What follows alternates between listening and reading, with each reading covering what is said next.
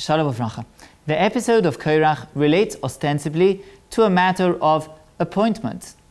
It's pretty clear from the Psukim that the main claim of Korach and his Eidah and the group that he collects around him is a claim against the legitimacy of the Kahuna, of the priesthood that is taken by Aaron a Kohen. That's why immediately after the passage of Korach, we find the test, the trial that proves the legitimacy of the appointment of Aaron and the staff that blooms.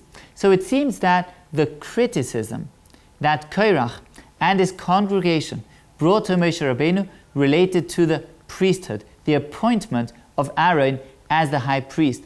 Chazal add that there was a specific critique of the appointment of Elitzaphan, who was the nephew of Korach, and Korach felt that his personal appointment would be more appropriate than that of Elitzaphan. So that's another aspect of the complaint that Korach and his assembly brought to Moshe Rabbeinu. But the question is that when Moshe Rabbeinu explains what this is all about, he says, well, if HaKadosh Baruch Hu will validate your claim in the trial of the Ketores, then Loi Hashem Shalachani, then Hashem did not send me.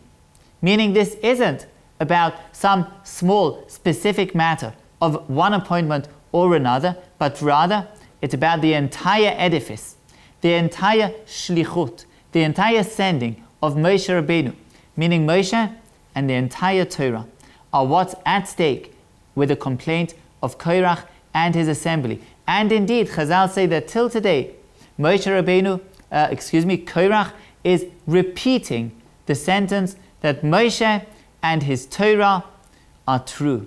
Because that's what was at stake, Moshe Rabbeinu and the entire Torah. And the question is, how do we resolve these two elements, these two perspectives on what's going on? Korach and his assembly are complaining about appointments, but really what's at stake is the entire edifice. And I think that the answer to this is latent in the very first words of the passage. Vayikach Korach. Korach took. But what did he take? The pasuk does not reveal what Korach actually took. Says Rashi, he took himself. Based on Chazal, what was going on here was Korach removing himself from the congregation, from the Jewish people. That, we say in Haggadah Shel Pesach, is the greatest possible heresy. We speak about the wicked son, the Ben Harasha, and we say that because he took himself out of the Jewish people, therefore he was kaifer be'ikar. He made himself into somebody who denies the very principle, the very foundation that everything stands upon. And therefore, had he been in Mitzrayim, he would not have been redeemed. The Mishnah says, somebody who's poresh midarkei tzibur, somebody that removes himself from the ways of the community, he doesn't have a chelek le'olam haba, because he denies himself a share within the Jewish people. He has departed, he's taken himself out. And that's what Korach did. Yes, his particular complaint was a local complaint about an appointment.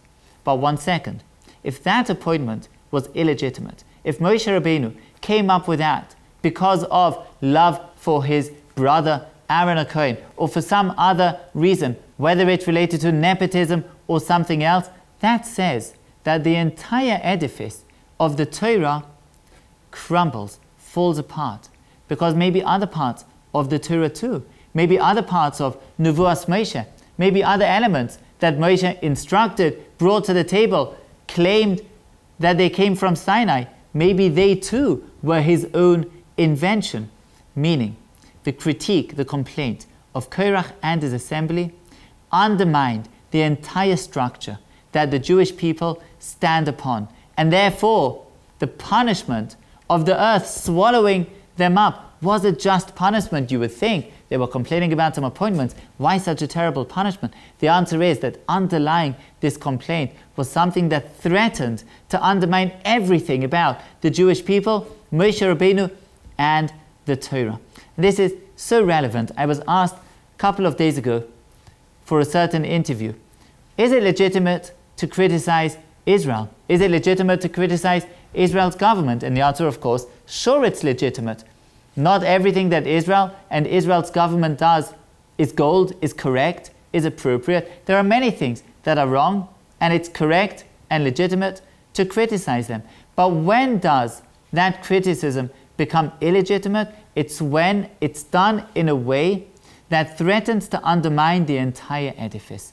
If we take that criticism and we use it for the benefit of the ICC, international tribunals, that out of anti-Semitism try to strike Israel, try to destroy whatever they can of Israel's very existence as a Jewish state, then that criticism loses all of its legitimacy. In fact, by pushing it, you take yourself out of the congregation, out of the nation. You lose your place within the Jewish people. And the same is true of social critique that's going on within Israel. Of course, that's legitimate too, no question. But when it's done in a way that threatens to tear apart the delicate fabric that constitutes Jewish Israeli society within Israel, then the criticism loses its legitimacy. Yes, raise the point, make the argument, absolutely, but do it in a way that won't threaten, that won't be a source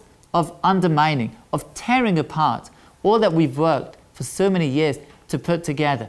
And this is true for all segments of Israeli society. Of course, we all have what to say. Of course, we all have what to argue. Sure, we have to bring our side to the table and bring it forcefully. However, has to be within a framework that allows for the different sides to come together, for the different sides to ultimately find a unity, find a way of working together in unison for the future of the Jewish nation, which is the most essential thing for all of us to have. And chas v'shalom, it shouldn't be in the way of Korach, who takes himself out.